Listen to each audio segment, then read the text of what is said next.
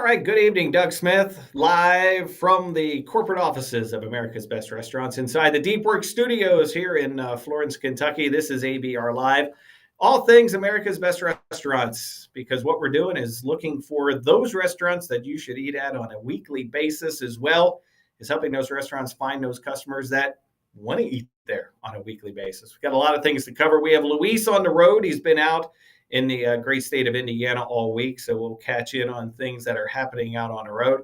We're also going to be talking to Lauren, who is one of the brainchilds behind Biscuit Belly, one of the growing brands in right here in the Midwest area. They are expanding big time. And so what's it like to be expanding a brand, growing a new brand in the middle of all this craziness that we've had over the last 2 years? So you want some insights from an owner who's doing it and doing it well. We're going to hear from her. And also have an episode. We're going to highlight Tempe Taco. But what exactly is America's Best Restaurants? Again, we're on a quest. We've been doing this now for a long time to find restaurants that you should eat at on a weekly basis and really help restaurants tell their story. We want to create a platform and a narrative in which you as a consumer can learn more about your favorite restaurants, kind of the behind the scenes, the how do they do it, what makes them tick. You know, and over the last 2 years, it's no secret the restaurant industry, hospitality industry has been not exactly having an easy go at it. But there are restaurants and people who are doing well, and they are growing, just like Lauren. That's why we're going to talk to her. And that's really our overall quest. So we have, vans out on the road, like we're going to talk to Luis. And we're out there on a daily, weekly basis, talking to those restaurant people, getting their story and finding the back end story to it all. That's really who we are, what we're doing. And every week, Thursday at 5, we like to profile those episodes and talk to the people that are, out there making it happen in the restaurant space. That's who we are and really what we're doing. And again, we're out on the streets, we're interviewing, we're doing things like with Tempe Taco. That's one of the featured episode of the week for this week. So if you're in the mid part of the state of Ohio, this is certainly a place that you can go check out on a weekly basis. Really cool food, really cool atmosphere. So let's find out more with Tempe Taco with this week's featured episode of the week. I'm Doug with America's Best Restaurants, and we travel the country from coast to coast to find restaurants that you should dine at on a weekly basis.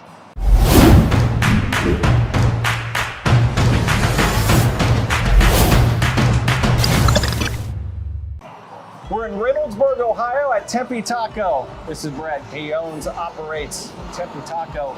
Tell us all about it. Well, Tempe Taco started November 1st, 2019, and we lived through COVID. We lived through some construction that went on.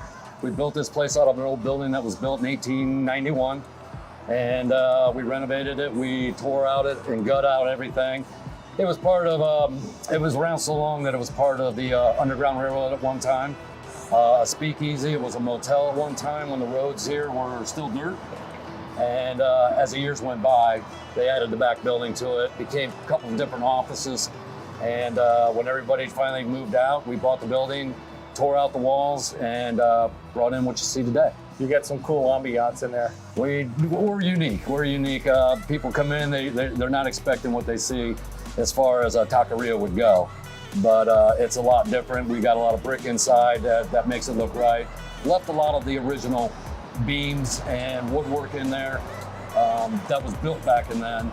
And then as we were tearing out one wall, we had a shoe fall out and a couple of bottles, and I was told that those were put in there on purpose to ward off evil spirits. So from what I'm assuming is that shoe still lives up there on top of the beam. And we don't take it out of here. We make sure that we keep our good luck going. Keep the vibes, man. Keep the vibes going, yes, very much. We profile at least 3 food items every episode. What are the 3 must-haves here, Brett? We are going to start with our famous appetizer, the one that's most going out here, the Mexican street corn. Then we're going to throw out some deep-fried chimichanga. Comes with some nice beans and queso. And then we're going to put on a plate up like 3 of our signature tacos. And we'll show you what those are. I love it. That sounds good. You're watching a food show. I know you're interested. Why don't you come with us? Let's go inside and check out Tempe Taco.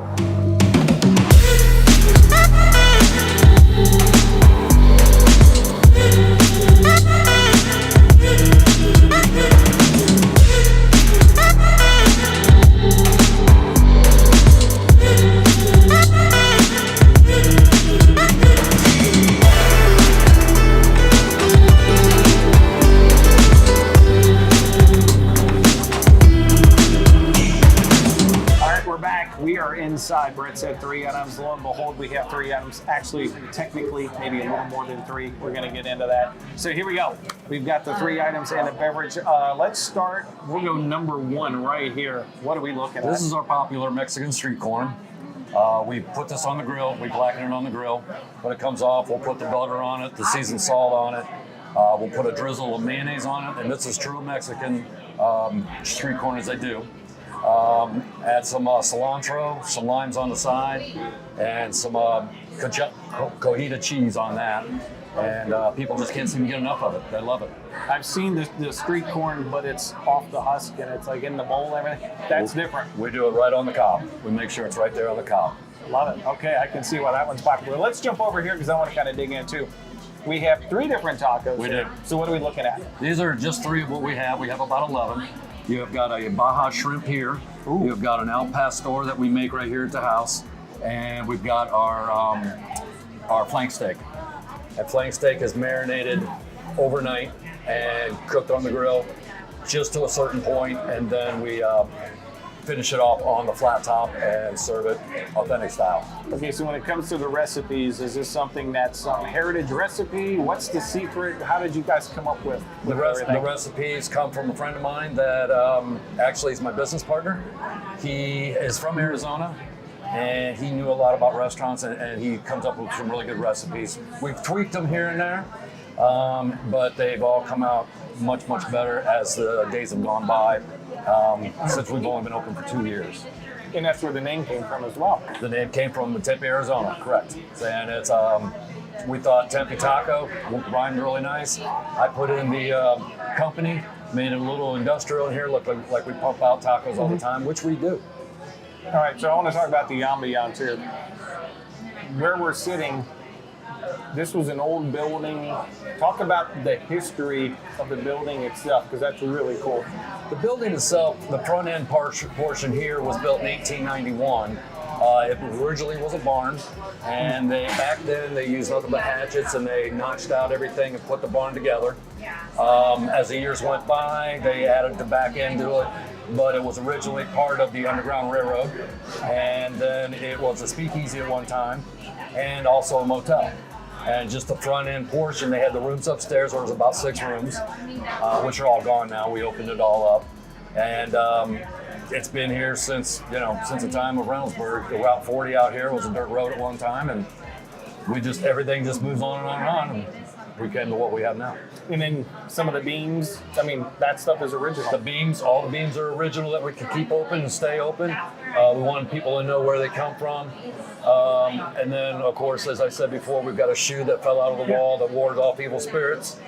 So we've never taken it out of here. And we wanted to make it look kind of like a barn with a brick and everything else to make it look old and rustic. It's a really cool feel to it. So, all right, item number 3, you said this is like... This has been our signature dish that we've been really popular with. It's a deep fried chimichanga. We've got barbacoa, carnitas, or chicken. And we're going to throw in a side of refried beans with some queso on it. The chimichanga, of course, has queso and pico. And then we got some of our house-made guacamole and our house salsa. Got it. So you guys, when it comes to the creative side of coming up with these dishes, I know you said your business partner comes up with it. Is there a lot of trial and error? Is there just a lot of throwing stuff up against the wall? What's the process? What's really unique is my head chef, she came aboard about 6-7 months ago. She is a vegetarian, and we are the guinea pigs for the meat. But she really knows what they should taste like and how they should be presented. So she really rocks it out for us. Love that. All right, these are just 3, actually 4 or 5 of the items that you need to try when you come to Tempe Taco. So there's a lot going on. We're in Reynoldsburg, so actually in the Columbus area per se. But if you're up in this area, if you live here, this is a place you need to be at on a weekly basis, which is the essence of the show. If you're visiting or you're out in this area, this is a place you need to put on your to-do list to come by and try. So how can people find you? They can come right out here. We're in the old historical center of downtown Reynoldsburg. We're about 3.5 miles from I-270. Okay. So if you head east, you're going to see us on the left-hand side. Easy enough. Very easy. And there is parking. The town right now is in renovation. They're going to redo the streets, the sidewalks. They're going to add a lot more parking for us. That's coming up this spring. Excellent. And they also have a full listing right here on americasbestrestaurants.com. And all you got to do is click the subscribe button down below, subscribe to our channel, get more insights and more info. It's really just that easy. So we're going to break more bread. We're going to eat more. We're going to hang out. Oh, wait a minute. Almost forgot. Our beverage. What's the beverage? We've got a Desert Oasis right here. We use a Desert Pear liqueur and our margaritas flavors. We've got approximately about 11 of those, and you can get them on the rocks or you can get them frozen. You got a cool bar right back there, too. We are definitely got a unique place. Love it. So there you go. Now we've covered everything. So get here, try this, come and join us, try the food. I'm digging into the corn next. So check it out, Tempe Taco, Reynoldsburg, Ohio. It's time for us to dig in more. We're out.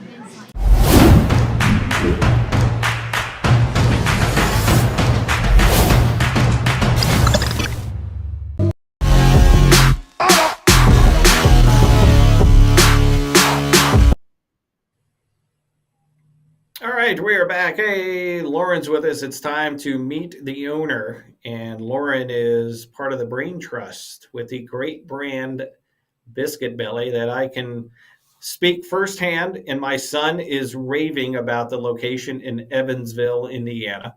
So I want to give you props on that.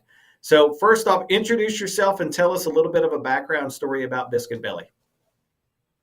Yeah, sure. So Biscuit Belly is a big hearty biscuit sandwich concept. We really focus on these Southern inspired, just heaping biscuits that are delicious, and they mix a combination of flavors. So you can really, we've done some really fun things with the menu.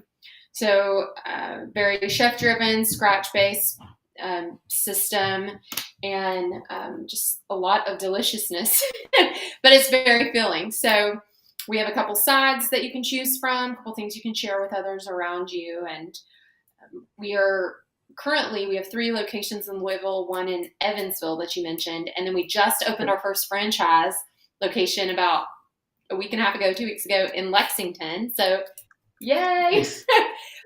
So excited, just so excited about that and about the expansion that we're seeing. Our pipeline, the folks who've partnered with us, we're really excited to be growing with them. That is cool. And now, as we know, and I referenced, everyone knows the last 2 years with the restaurant space has been a little bit stressful, to say the least.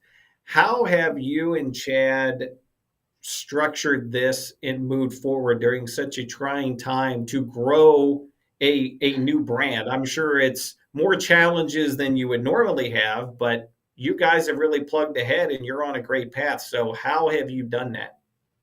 Yeah, I mean, I think there's always going to be challenges in this industry and doing this work. I mean, transitioning from a husband and wife who just own a couple restaurants to being a franchisor definitely has just challenges in and of itself.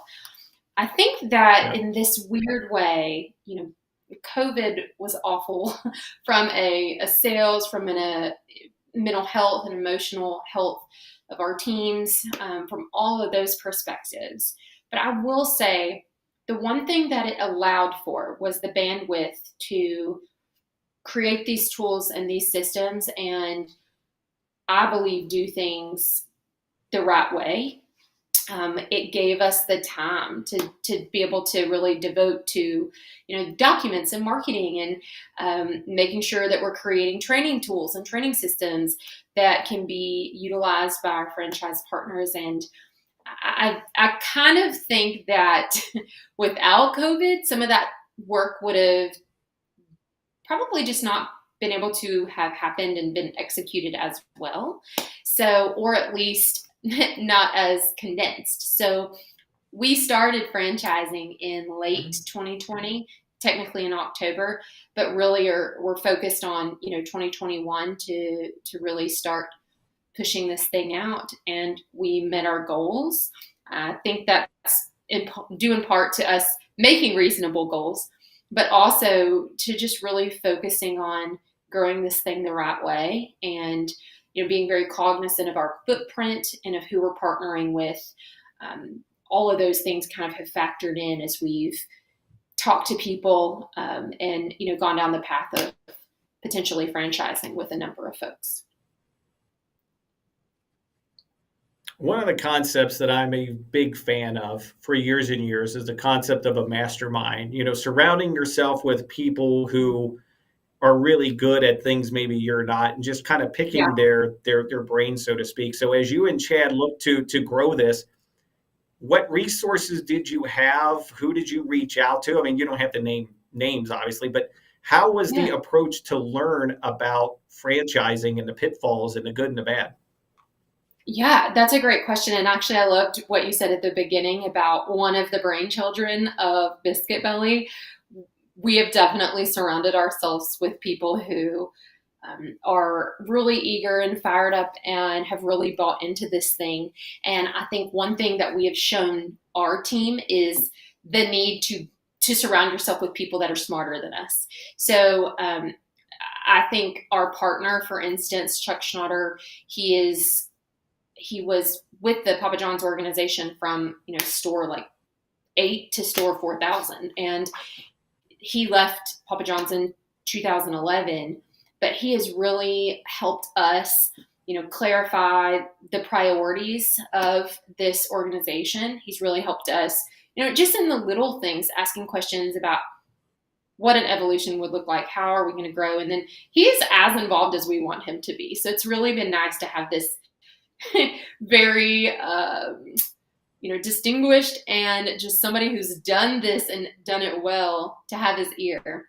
And so we've definitely taken advantage of him in that way. And then I think the Louisville community, we're really lucky because franchising is such a big pillar in this space. We are the birthplace of Papa John's, we're the birthplace of Colonel Sanders, KFC, and now, the headquarters of Yum Brands.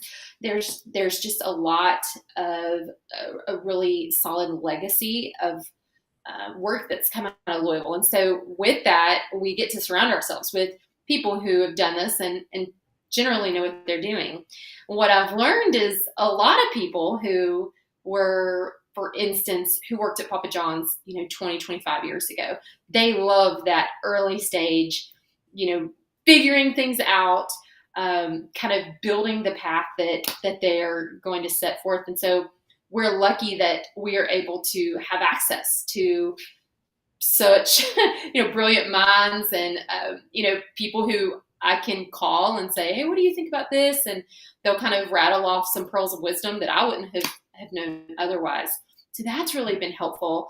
I know the U of L also has done some really fun work around franchising. And I know they've developed this entrepreneurship center and a focus on franchising and things like that. And so I've had the ability to connect with a number of people and then, use their resources to connect with folks as well. So that's been a huge blessing for us. I love hearing that because we come across people in business, not just restaurants, but business in general. And I don't know if it's ego driven, if it's just being hard headed, but they want to figure it out themselves and they're afraid to go ask for help. So is there one word of wisdom you would give to somebody watching this who's a restaurateur or a business person who is afraid to go ask for help? Oh gosh. I mean, I think if you can't ask for help, then I don't know if you really can just do be it. helped. Yeah. I mean, I think we have made a real point to raise our hands over and over and use the resources around us. There is something to be said for being able to talk to somebody who's messed up, 3 or 4 times and regrets some of the ways that they, some of the paths they took and kind of learn from them.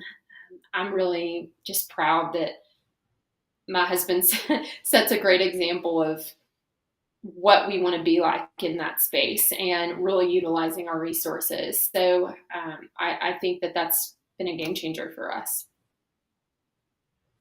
Good words of wisdom. So for any business owner, don't be afraid to ask and also surround yourself with some really, really good people. You were also a part of America's Best Restaurants. Matt, our CEO, was the host. We heard all about the food and everything else. if there's someone watching this and they have an opportunity to take part in the show, this is a selfless plug, but was it fun? Was it worth it? Were we mean and evil, or did we make it Oh, a good time? of course, we had a great time, and I mean the footage you guys shot was excellent. I loved the work that you guys did, and would obviously love to have you back. I know, love to also get you in maybe one of our franchise places. Highlight Well, them. I'm this weekend I have to come to Evansville. My son is Oh, moving from cool. Evansville back to the Cincinnati area, so I'm making plans for Saturday morning before we go. I want to go and have breakfast out there, so I can That'd be take a great. picture and send it to you. Okay, no, excellent. Now, Lauren, we certainly appreciate you allowing us to come into what we call your home, meaning your restaurant, and be a part of America's Best Restaurants and your insights here. And you and I are connected on LinkedIn. So if there are any restaurateurs or people watching this and they'd love to pick your brain, is it cool for them to reach out to you and connect? Of course, that'd be great. Sounds good. Lauren, thank you so much. Have yourself a good evening, and try not to wash away with all the rain we're getting in the Oh area. no, will do. Thanks so much. Thanks, Lauren. All righty. Good day. Bye-bye.